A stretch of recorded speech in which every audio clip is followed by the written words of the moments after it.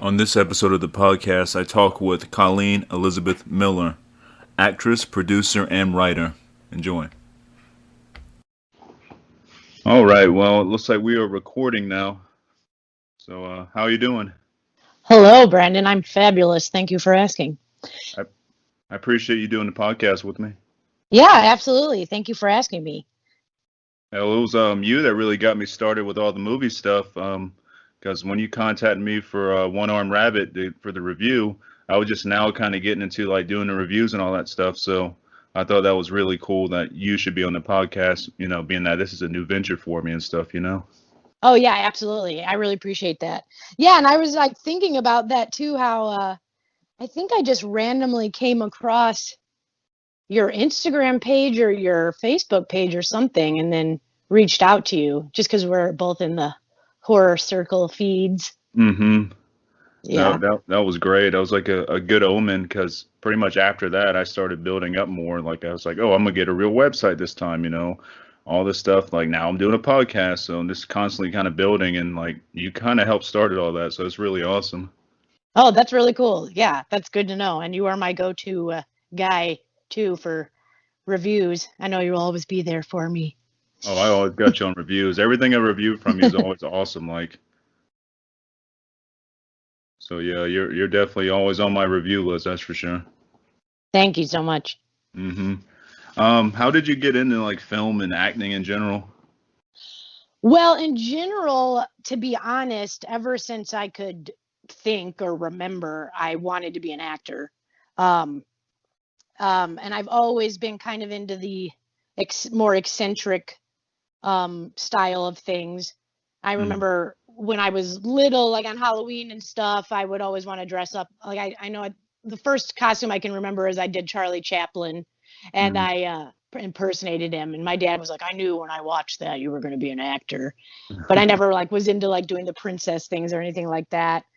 Um, so I've always wanted to be an actor. So I went to school for it. I went to a Meisner University, Meisner focused university, Mm-hmm. and then I stayed in Chicago, sorry. And then I stayed in Chicago for a while after I graduated college, and then I kind of wanted to up my ante, so I moved to Los Angeles. So that's kind of in short how it started. Mm-hmm. Um, as far as as far as my interest in horror started, when I think I was like six. I think I Mm-hmm. was six when uh, the Creep Show came out, and my parents were watching it on TV. I remember not Creep Show. Sorry, Tales from the Dark Side, Okay. and I the way our house was arranged, I could sneak down the stairs and like hide behind this little nook and Mm-hmm. see the TV, but my parents couldn't see me. So I remember I snuck down there and I saw the Tales from the Dark Side, and I saw the episode where like the cat jumps down the guy's throat. Oh, that's a So that good was one. like, yeah, and that like freaked me out, but I Hmm. was like, this is so awesome. And then I kind of was like hooked. Wow, yeah, So that's pretty cool because Tales from the Dark Side was like one of my childhood favorites as well. So it's really awesome that that kind of like helped kickstart you with the horror stuff. yeah, absolutely. What were some of your like favorites growing up when it comes to like movies and stuff, like horror or this genre in general? Um, Well, I mean, I guess like broadly speaking, horror is my favorite genre.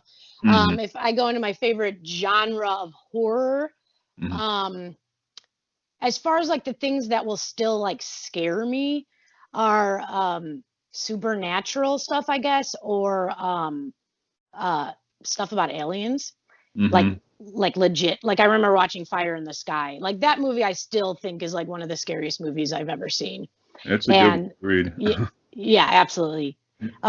So that too, but like I am actually like as an actor, I'm more of a comedian. So the subgenre of horror, I mean, I love watching B horror movies that are more just like you can like laugh and have a good time with. My favorite movie ever is Killer Clowns from Outer Space. Good one. Yeah. So if that says anything about me, and I just, I mean, I've seen it like 500 times, and it's like at the point where it's like a feel good thing, like how it's like, this makes me think of Christmas, like Killer Clowns makes me feel at home. Yeah, I agree with you on that one. It's definitely like a comfort movie there, and I've seen that one a bunch too, and I definitely love Killer Clowns. So Yeah.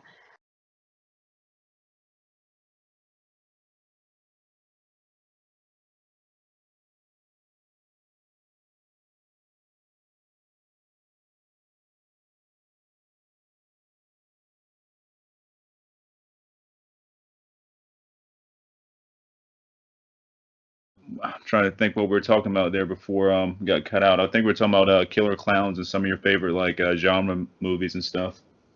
Oh yeah, I was talking about the composer for Killer Clowns, that I met him at a convention, John Massery, and just asked him if he would be interested in scoring one of my short films that I did, and he agreed. So now we're like friends. So now I have a connection to my favorite movie ever. So it's really cool. That's really awesome. Yeah, Yeah, it's awesome meeting like the people you look up to and stuff, and get in contact with them and everything. absolutely. Who's some other like famous folks that you like got to meet that you've always wanted to meet and all that? Huh. Huh. Well, I met the Chioda brothers as well, who made Killer Clowns at a Hmm. convention, but that was just more of like a, hi, will you sign my DVD? Because I'm a geek. So that was cool. I've met some famous people, but I haven't ever gotten really the chance to meet like one of my uh favorites, I guess. What's the word I'm trying to think of? My Like idols. heroes. My hero. Okay. Yeah, or idol. Yeah, yeah, Hmm. yeah. So uh yeah, I'm trying to think. I think that was probably the biggest thing for me. It's odd like living in Los Angeles, because you do occasionally like random things will happen. Like I went over to a friend's house like a few times to work on some stuff with her, and every time I was going into her house after I parked my car, I would see Molly Shannon walk by, Oh wow. like just on the street. Like I'd just cross paths with her and I'd be like, that was Molly Shannon, but I gotta play it cool, of course. But I'm Yeah. like, so she obviously must like live around here. But that's like, so it's still like, it still is, even though I'm like in the acting business, it's still, when you like have things like that happen, it still is like a little like uh starstruck, I guess, a little, you know what I mean? Oh yeah. It Or was the I was same. Oh, what? go ahead. Oh, No, go you go ahead. ahead. You go Oh, ahead. I was saying, it's the same. Like I was in a metal band for like 16 years and did a lot of touring and everything, and I've got to meet and talk to some of like my heroes, but it's Uh-huh. always weird. Like we're doing the same job, but I find it weird, like meeting people I look up to. Like I don't want to like a fanboy or nothing like that. So it's like, what the hell do I Yeah. say, you know? Yeah, you like want to like play it cool and stuff, but then at the same time, that's probably like coming off that you're trying to do that. Hmm. Yeah. So it's like, I'm totally not being myself right now, and I really wish I was, because I should be, but we're on the same level. We're on the same level, Yeah, yeah. but you're not really. What actors and all did you look up to growing up? Like, who were some of your favorites, and who are some of your favorites like today that you still like look up to and like? My favorite actress is Kathy Bates. Nice. And of course, I saw her performance in Misery and then in Dolores Claiborne.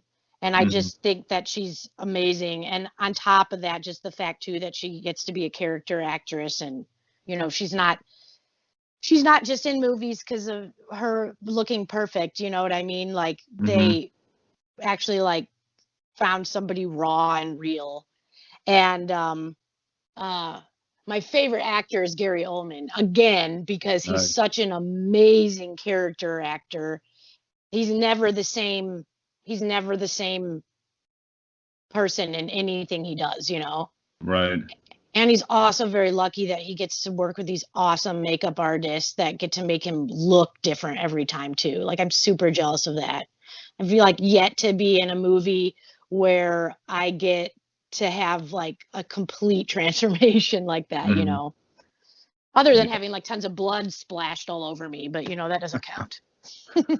yeah, that's a great like twosome right there to follow. Like both of them are really awesome, especially Yeah. Gary Oldman. Like he's the best Dracula ever, in my opinion. Well, one of them. Sorry, like Bela Lugosi and all that's awesome too. But he had his own thing. Like Oldman made him in like his own like Dracula, and Oh like did yeah, his thing with it absolutely. like he always does. You know. Yeah. He's my favorite Dracula as well, and that's not just because he's Gary Oldman. It's also because it just is my favorite. Hmm.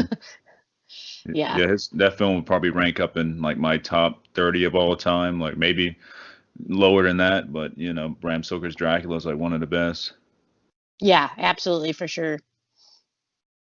And it's cool with like Kathy Bates, like all the different roles she can play. She can play horror, she can play comedy, she plays everything in between. I think that's an awesome talent. Yeah, exactly. And that's why like I mean I consider myself a character actress as well, and then I think that's why like it's a great idol to have cuz like if I ran into Kathy Bates, I mean that would be something, you know what I mean? Or Hmm. Gary Oldman, I wouldn't even be able to talk. I'd probably like make a total fool of myself. I just like sit there and stare at him. I also think he's very attractive too, so it's like, you know. uh, he killed it in what was it, True Romance, I believe. Like, That's my oh my god, favorite character of his. Yes, yeah. Drexel. That's Hmm. my 100% favorite character that he did. Um, I would have said that if you'd asked. So yeah, definitely. Yeah, that's like probably my number two or three for roles with him in it. Like, Dracula's number one. I would say that's probably my number two. That's a badass role. Hmm. Did you see like the deleted scenes for his character for that movie too? Um, Ever? I I don't think I've ever seen the deleted scenes from that one, no. Yeah, there's like a couple of scenes. I think you could probably find them on YouTube. I don't remember where I saw them, but Hmm. it's like yeah, it just like adds more. Like I wish they hadn't been cut because I mean that whole movie is brilliant. Yes. It's one of my top 10 movies to be honest. But yeah, but his character, I don't know. It's just he's just so good at making. You know, you never would have known that was Gary. You know, Nope. like you know. Yeah, you would never know, like, if you didn't know that was already him playing that role, because I mean he just kind of like disappears into the role. Right, exactly. And then you like hear his like Oscar speech and he's just this like nice British man. Hmm. I liked him in Fifth Element too. That's another good one. Mhm. That's Yes, kind of a wacky absolutely. role for him. Right. Yeah. Yeah, I've seen you like you've done like comedy. From everything I've seen you in, like you've done comedy all the way to horror and stuff. You're super like versatile as well. So you're right on your way with like Kathy Bates and stuff like that. You can do it all from what I see. Thank you. That's like a amazing compliment. I really appreciate that. Thank It's you. my pleasure. Like, what was the last film I just watched you in? I just reviewed. Hold on Oh, one sec. Dolos. Oh no, I think it was At Night Comes Wolves. Oh, yeah, the feature, yes. Hmm. It was good seeing Yes. you play like a pretty mean ass role. I haven't really seen that side. I mean, and Dolos, you play a pretty mean ass role, but and differently. You know what I mean? Oh So it was yeah. Yeah. cool seeing that side of you as Night Comes Wolves. So Yeah. And Night Comes Wolves, just to plug it, is coming out on video on demand on 420 if people want to watch on Apple TV or iMovie or whatever it's called, iPhone movie, Apple TV. yeah, that works. Yeah. I'm I really enjoy, good with words. I'm decent, but not really. It just depends. Like things get mumbled up sometimes. So Yeah. I'm a better writer than I am a speaker, and I'm also better at like growling and playing guitar than I am a speaker. It's Yeah, I weird. need to check out more of your metal band stuff. Yeah, I'll I send you a watched link after I get off here with you. Okay, cool. Yeah. What were you about to say? No, I was gonna say I watched like a couple of things when we first friended each other. Hmm. Um, but yeah. And then I was meaning to go back to watch more, and I should still. Yeah, we got a good bit of stuff on YouTube live, and there's a few videos we did that were like half-ass professional videos, so those are pretty cool. If you can find Cool. them, it's all on YouTube though, easy to find. Yeah, totally. Hmm. Um, what do you find is the easiest thing to do? Act, write, or produce? Like I know you do all of it, so which one do you prefer, and which one you think's easier? Well, I mean, that's kind of a difficult question because, like, I mean, I definitely consider myself an actor first, Mm-hmm. and there's obviously some roles that are super naturally and some that don't. Like Right. I said, I really am more of a comedical actress. So Mm-hmm. like I find doing comedy is very easy and I don't have to think about it, you know. Right. Um Drama roles, like I, again, it depends on like the role, of course, obviously, but Mm-hmm. I have to try harder, I guess. I wouldn't say it's hard for me to do, Right. but I have to try harder and put more in. Like, I mean, I have a lot of experience doing improv comedy too, so it's like when I get on set doing a comedy, it's just like stuff just like comes out and it's natural or whatever.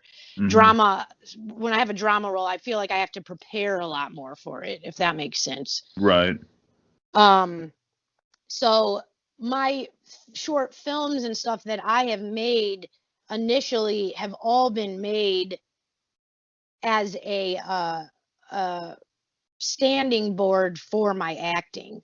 Uh-huh. So I like Dolos, the last thing I just made, which is a period piece, Mm-hmm. um, a Victorian period piece. I wanted to have something for my acting reel, basically, where I was playing that, you know, to show that side of me.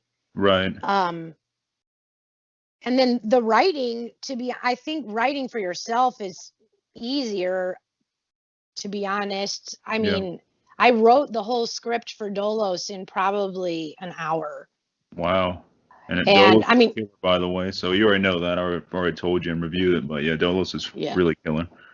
thank you. I appreciate that. And Mm. obviously, it's a short, so I don't want anyone to like think she wrote a whole feature screenplay in an hour. Right. um, but yeah, so the directing stuff, though, I'm learning as I go. Like, I didn't go to film school. I went to acting school, which was actually theater based. Mm-hmm. So, um, uh, One Armed Rabbit was my first short film, and I literally came up with One Armed Rabbit because I was like, I want to shoot a sketch where I'm doing stage combat, Mm-hmm. but I knew comedy is my strength, so I was like, I want to do funny sort of a funny sort of stage combat thing. Right. And then, of course, I'm heavily influenced from Evil Dead, of course. And I was like, oh man, I'm going to fight myself. So, again, with One Armed Rabbit, too, which is a 10-minute short, I wrote the script in probably half an hour. And Mm-hmm. then I got my friend who is a professional stunt choreographer to help me, choreograph the fight scene. And then I was just like, I made myself, I'm gonna have to do this. And I didn't know what I was doing. It was me, and I got my friend who's a DP, and I had a sound guy, and then I had two other friends there that were just like helping out. And we shot it all in one day, and from like sunrise to sunset. And I learned as I went, Mm-hmm. and a lot of that was dependent on my DP too, who had made some stuff before himself. So it's all been a learning experience, but I definitely know that it definitely feels great to know and feel that I'm learning as I go. And like every time I do another project, I'm like, oh yeah, I know how to do this now, or I Right. know the terminology, like things I didn't even know. Like if I'm being completely honest with you, I didn't Mm-hmm. even know what an actual AD's job was until 2 years ago. Okay. Like I thought an AD, which is assistant director, was Uh-huh. basically a co-director, and I was so wrong about that. Um, but that has also um, helped me as an actor too when I'm on set. Now I feel like I actually know what other people's positions are and what their job titles are and what that means for them and like what their responsibilities are to do. Because Mm-hmm. there was like times I went on set too, and especially like in the independent world, like uh, you show up on set and you may not even or this isn't even in the independent world, it's in the professional world too. Like, you show up on set, you've never even seen what the director looks like. And so, Right. like, unless he comes up to you and goes, "Hi, I'm so and so, the director." There were times where I didn't know who the director was until the words started coming out of my mouth in the first take. You know what Wow. I mean? Uh-huh. So, and that's partially, on me, because I never really like took the time to like learn all that, or to how to like identify that Hmm. stuff, and they don't teach you that in acting school, let me tell you. So it's all been a great learning experience. But yeah, to get back to your original question, um, I consider myself an actor first. That is what comes most naturally to me. Right. But making projects has definitely made me feel more accomplished, if I Hmm. say that.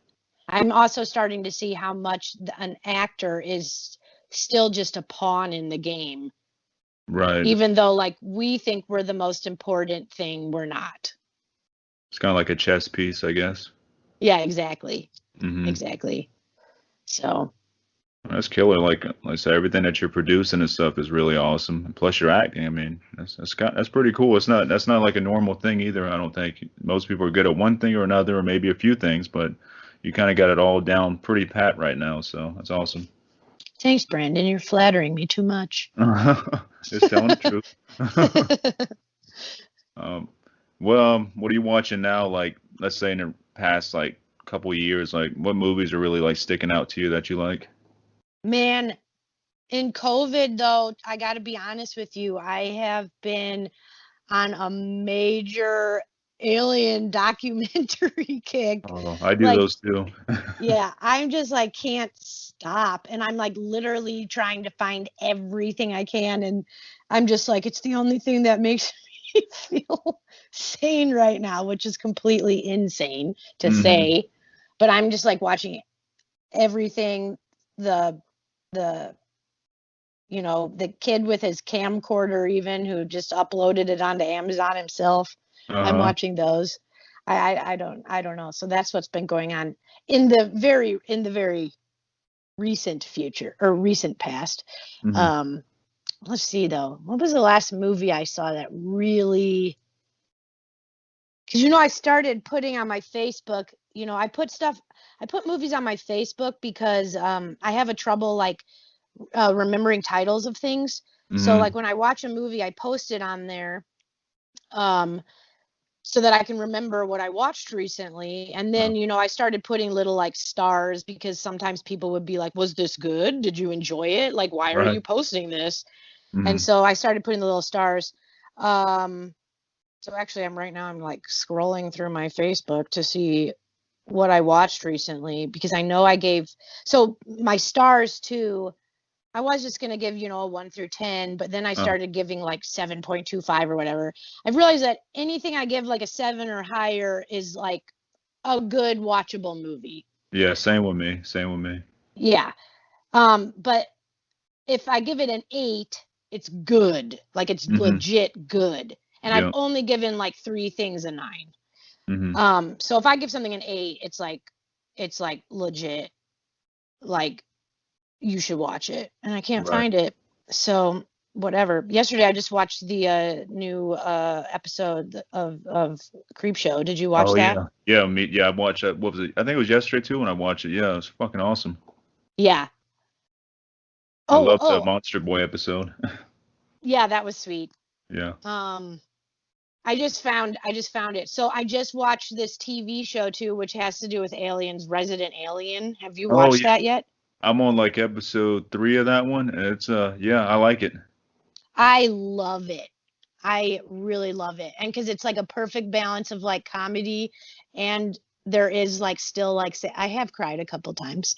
And you should watch the whole thing. What episode Um, are you on? Oh, oh, you're I've down. I finished it. I You finished finished it? it. Okay. Oh wait, but they're uploading episodes as they go, aren't they too? Oh, I there might be think a new so. episode. I just Yeah. got really excited. So yeah, I think I've seen, if a new episode has come out this week, then I've seen everything except one.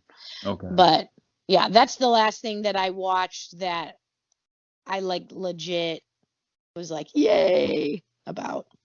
Yeah, I think I stumbled upon that because of you, so I really didn't stumble upon it, but I saw you post something about it because I keep eye on what you post on Facebook when it comes to movies and stuff. So I'm like, oh, that looks interesting, or oh, she's rating it that way. That's cool. So I think that's Oh how I yeah, found out about it.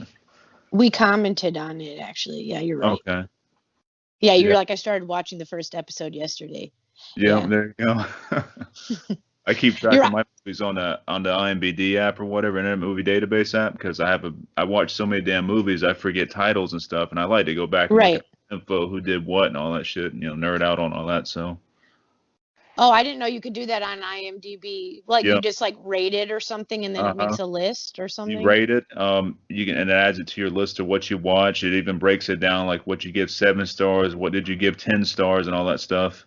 It's pretty Oh. comprehensive. Oh, sweet. Maybe I should do that instead of like filling my feed with just Colleen's watching this, Colleen's watching this, and then I look like a total like loser because I watch like 8 movies a day. No, I think that's cool. I do the same shit on Twitter. Like, I don't do it all on Facebook because nobody really cares when I post on Facebook. But if I post on Twitter, sometimes I get a couple likes on that. Like this is what I'm watching. Or Instagram, I do the same thing, throw it up in my story or something. Yeah. That way people have a good reference of what's good out and what sucks. Hmm. But there's another app you can use. It's called Letterbox. It's more of like a kind of more like it's more of a group type thing. Letterbox is you see your friends' like comments or reviews on stuff. You can leave your reviews, but Letterbox is pretty cool if you haven't checked that one out. Okay, cool. I will check it out. Hmm. Yeah, I enjoyed the new Creep Show, by the way. That was good. Yeah. I've been like waiting for that. And Hmm. then I saw like a week ago, I was like, Creep Show's out too. And I was like, I got all excited. And then it was on because it posted it on Shutter or something. And then I Hmm. was like, oh, it doesn't come out till the 4th. And then I got really depressed. It was worth the wait though. Yeah, it was. Yeah, they start off really, really strong with those two. I think the next episode is gonna have a movie by Joe Lynch in it, so I'm pretty excited about that. Oh, sweet. Yeah, Okay. I think Nicotero did these 2 episodes. I think he directed both of them. I think. I have to do my Okay. research on that, but I'm pretty sure. But he's the man anyways, and he's like pretty much the head honcho behind the whole new Creepshow series. So Absolutely. yeah, are you a fan of Shudder? Oh yeah, you Yeah. actually are the one. I texted you, I think, or messaged you, and was just like, "Is Shutter worth? Is Shutter worth the monthly payment or whatever?" Oh And you were yeah. like, "Absolutely." And no, it's my favorite app or my favorite streaming site now. Yeah, same So here. Like, I love the curated horror. You're gonna get something good, and they have something for everybody on there. Like, they got it mhm. all. Like, you got giallo films on there. You got slashers. You got, demonic horror. Like, whatever you're into, they got on there. Yeah, I actually have been since you brought that up, the Italian ones. Like I was never ever into those growing up or whatever, but during COVID, I have to those and like a bunch of the Argento ones and now I'm getting really into 70s horror. Hmm. So, There's a lot of good stuff from the '70s. Like, I was never really into giallo growing up. It's like I don't really understand this. I guess I was too young to really understand it. But yeah, as I gotten older and stuff, I'm like, okay, I get this now. It still ain't my cup of tea. I'm not. It's not my favorite genre, right, but I respect it more. right. I usually. Yeah. Oh, go ahead. Oh no, you go ahead. I was saying. Yeah, I usually go for more like. I like. I don't know, super dark, kind of artsy. I'm all into like the new folk horror type stuff that's going on right now. Like, The Witch kind of started that off, and Yeah, all the no, stuff I after that. yeah. And like the period horror ones are really good. And I know you got me to watch that. It wasn't a short, but it wasn't a full feature, was it? That Viking one? The Headhunter. Yeah, that Yeah, it was was like a full really movie. good. Yeah, It was okay. I thought it was only like 60 minutes or something. yeah. Um, Jordan Downey's movie, and he also did Thanksgiving, if you can believe that or not. I did not know that was the same guy. That's freaking Yeah, hilarious. it's amazing. Like, I interviewed him. He was one of my first interviews, and one of my first screeners ever was for The Headhunter. And I was like, oh man, this shit, it blew me away. Like, holy crap, this is good. Then it started like getting some momentum and stuff, and a lot of other people started appreciating that movie. Like he killed that movie. It was great. Yeah, it was really good. It was really well made. Like all of like the set design and the costumes and the actor was great. Like it was really good. If I'm not mistaken on that one, they made it for I think $20,000. It was something crazy. It's like Wow. crazy cheap, you know. Yeah. Hmm. Yeah. I might need to look that up to get into my numbers right on there, but I'm pretty sure it was like that was I around the wonder if price. that's why they chose to keep it. I wonder if that's why they chose to keep it just like one actor. You know what I mean? Like you Yeah, don't they. ever see Mhm. any background people or anything. You know what I mean? Yeah, that is from what he was saying. That is one of the things to keep costs down and stuff. They hired the main actor there. I think his name is Christopher Rye, if I'm pronouncing that right. It's like Rygh. So, but he was a Okay. badass, and he was off of some other stuff. He's not that well known, but he's been in a few things, playing a similar type role. But Hmm. yeah, they kept the cast down at like I think maybe two people. So there's some couple other folks in that movie that you see here and there, but and I think Jordan and his partner in that movie there, they did all the special effects and everything too. So everything was like Right. super budget, but it looked amazing. Yeah. Yeah. It looked really good. And he's a really cool dude. And whatever he works on, I'm behind. So, Hmm. have you checked out anything from Spectre Vision? Are you a fan of theirs? No, I haven't even heard of that. Oh, you got to take that Wait, rat trip wait, down a rabbit hole. What's that? wait. Is Spectre Vision a streaming service or is that like a film company? Their film company is owned by Daniel No and Elijah Wood. Oh, wait, no, yeah, and they have a thing on they have a podcast on Shutter, right? Yes. Yep. Yep. Oh, yes, no, no, I've seen their I sorry, I'm ridiculous. Of course I know who they are. And I know, and that's what I was going to say too, because when you started talking about your genres, because I was instantly going to be like, you mean like Color Out of Space? Because I know you put that as like your top 10 Yeah, yeah, that of was the definitely year. the top 10. And there's some Yeah. weird shit that happened with Richard Stanley. I don't know if you heard about that, but I talked about it in one of my podcasts I did here, one of my recent ones. Because I got to interview Richard Stanley and everything. That was like my number one podcast I had up there. I was super proud of it. And he did some pretty fucked up shit. And yeah, Spectre Vision dropped him and stuff. Like, you have to Wait, you look did into it. I fucked don't, up shit on your podcast, or you no, did no, no. fuck? He did some fucked up shit too. His some of his past relationships he's had, like with his spouses and stuff. Like the accusations of him are like horrendous. The stuff he's did. Like you have to look it up. Like it's a lot. But he Okay. did some real bad shit, like beating people, like beating his spouses, and abuse and this bunch of bad Yeah. shit. So I'm like, well, that sucks. Because I dropped all that crap, the episodes with him on there and everything, and I'm like, man, what a monster. Right. Yeah, So that's what I was like kind of feeling about oh my God, now I'm going blank. I hate when this happens. Very famous, most famous Scottish actor who's in the 007s. Sean Connery. Yeah, Sean Connery. Uh-huh. Like, did you hear about all the stuff with him too, with his Yeah, wife? And then it was like he passed away, and everyone's like, what? And I'm like, he like beat his wife. yeah, did some I'm fucked up like, shit.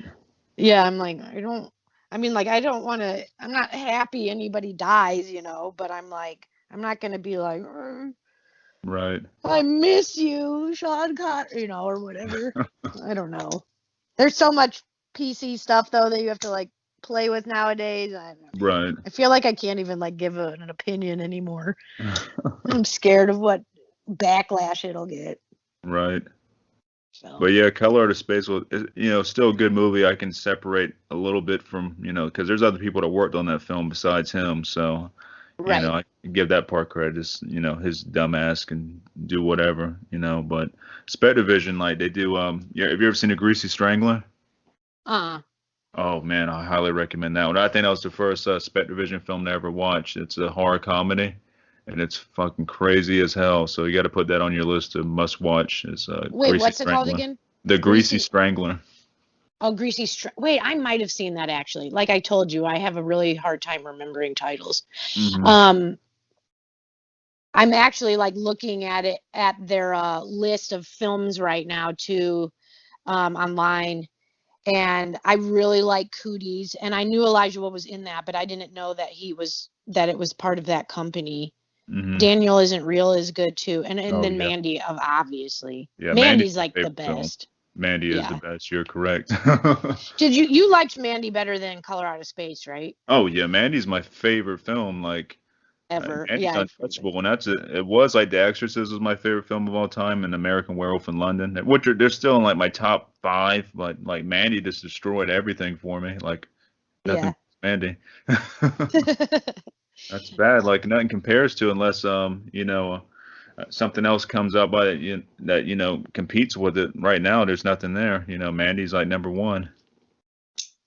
I wanted to get into like a actual conversation with somebody about Color Out of Space though, Hmm. but obviously not now because I would need to rewatch it again because Right. it's so out there that I was like I want to make sure that I'm thinking what it really, because like I'm like going to like this has to do with like string theory and blah blah blah, and then I was like maybe it doesn't though. And I'm like Yeah. I need to have like a really deep conversation about it with somebody, but Yeah. I That need to film gets watch. really crazy, and Yeah, I yeah, need to it's a lot watch of it again long. before I do that. Yeah. But Mandy's just badass as fuck. It is. I've watched Manny like probably 10 times, and each time I watch it still has that same like hard hitting feeling, like it hits me like a ton of bricks, like soundtrack, visuals, and everything. To me, it's just a perfect movie. Hmm. And then you have your This haters on Mandy too, like, oh, that movie's so boring and everything. I'm like, oh, yeah. I mean, Who to could each their own, though. possibly say that it was boring? Oh, I've seen it in some of these groups I'm in on Facebook. You see a bunch of dumb shit sometimes, and you post anything with Mandy on there, and then you're gonna have like instant haters of it. I'm like, I don't Wow. think you watch the same movie, man. Yeah, I'm like, I get how like it could not appease to some people just because of like the gore or the, whatever. But Hmm. to call it boring, I just couldn't. But they probably just can't come up with a more descriptive word because they're boring. Exactly. Yeah. It's like a feast of the eyes and the ears. Like the soundtrack's awesome. I listen to that all the time in my car. Like it will destroy your bass though in your car or in your sound system at the house. Like the lows are so low, like which Uh-huh. is great. I love that, but I think it may have busted my speakers in my car, but that's okay. It's worth it. It's worth it for the soundtrack of my favorite movie. Yes. Even though I won't be able to listen to it again because I blew my speakers. Yeah. There's some like rumbling going on in there, and it doesn't sound right.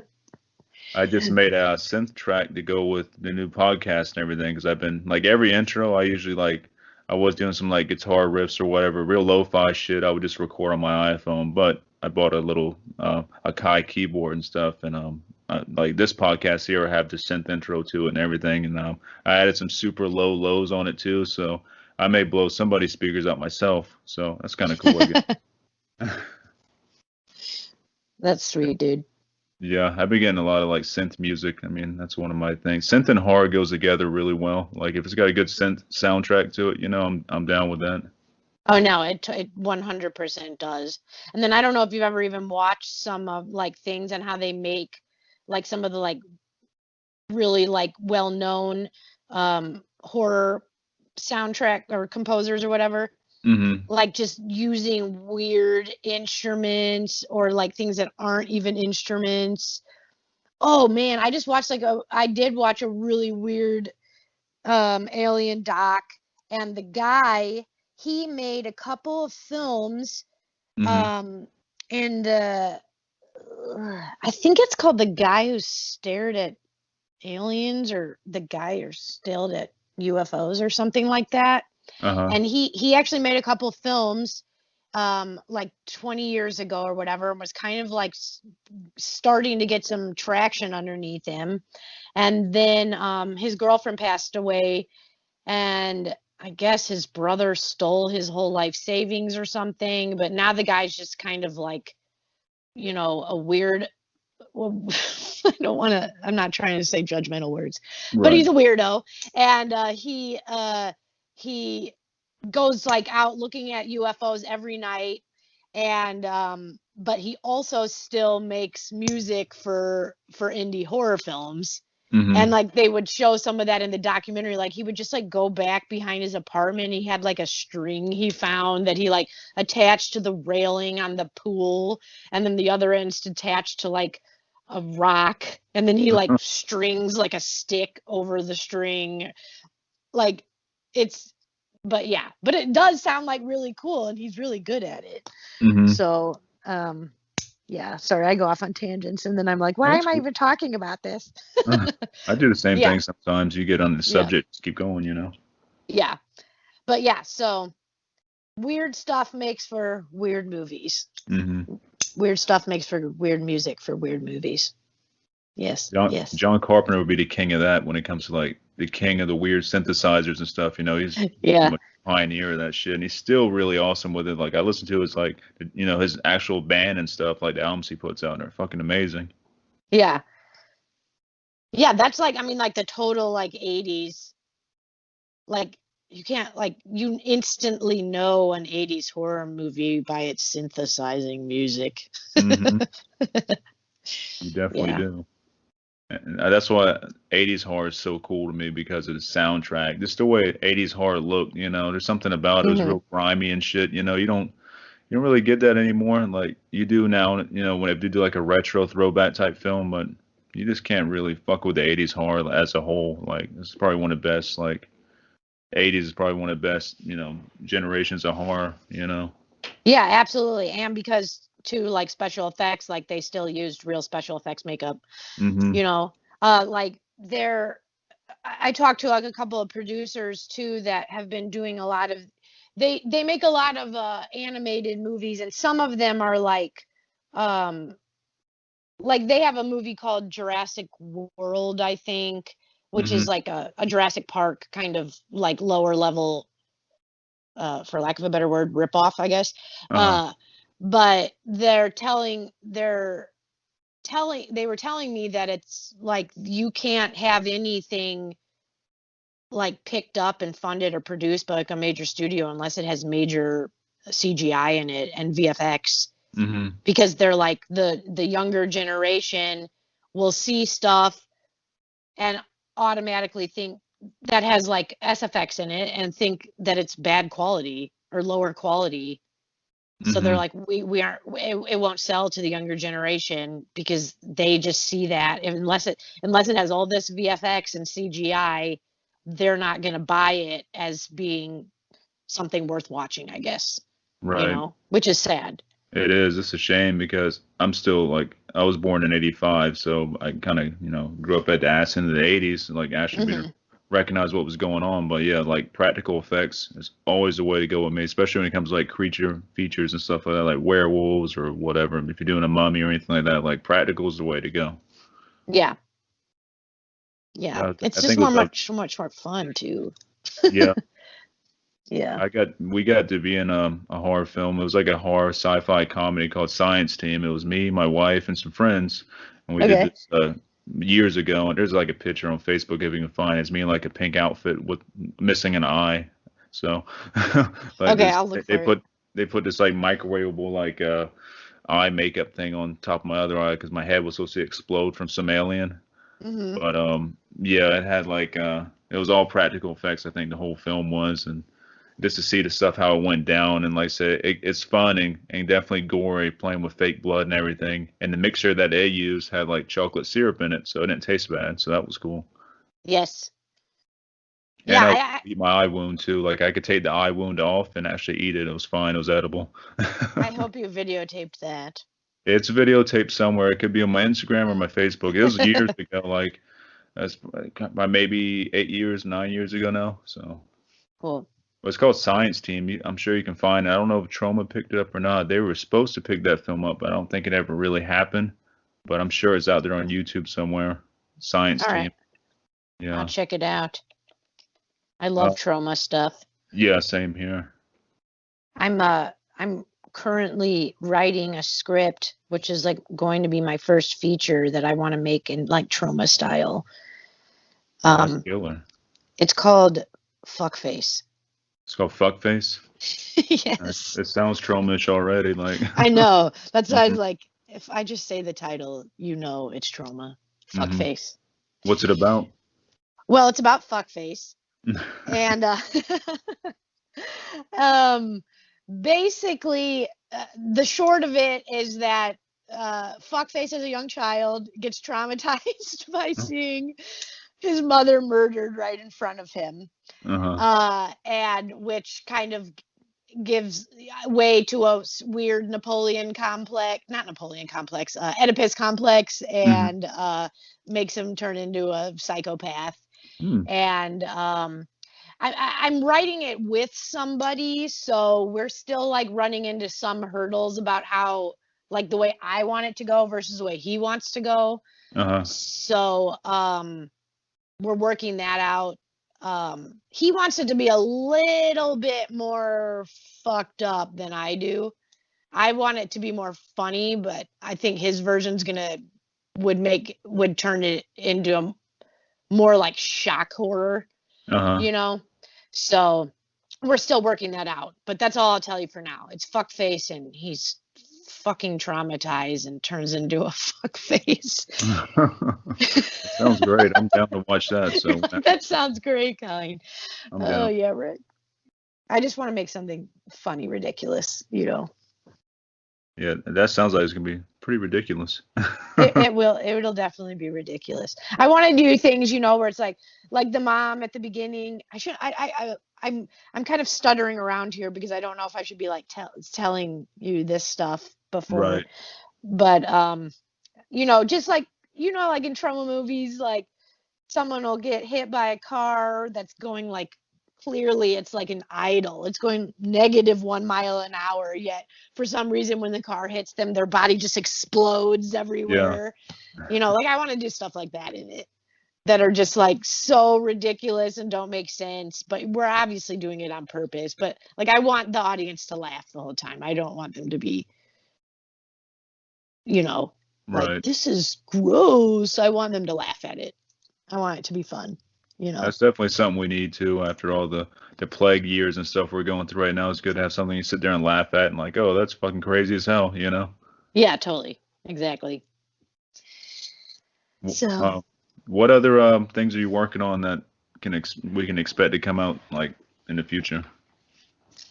I was set to shoot another short, which I wanted to shoot the short in hopes of maybe finding funding or distribution to get it turned into a feature, hmm uh, which I think I told you a little bit about. Um, it's called a Kaleidoscope, Yep, I remember you. and I think you sent me something to read. I was a script or whatever, and it was awesome. So, oh yeah, yeah, yeah, I did. Mhm. Okay, Yep. okay. I was supposed to shoot that before COVID, and it did not get shut down because of COVID. It got shut down because of some other snags. hmm But that is the next thing on my list to actually shoot. But Nice. I'm currently, and I don't even know if you know this, so I've been staying, you know this, but I've been staying out in Oklahoma at my mom's during COVID. So now the industry out here has been really picking up.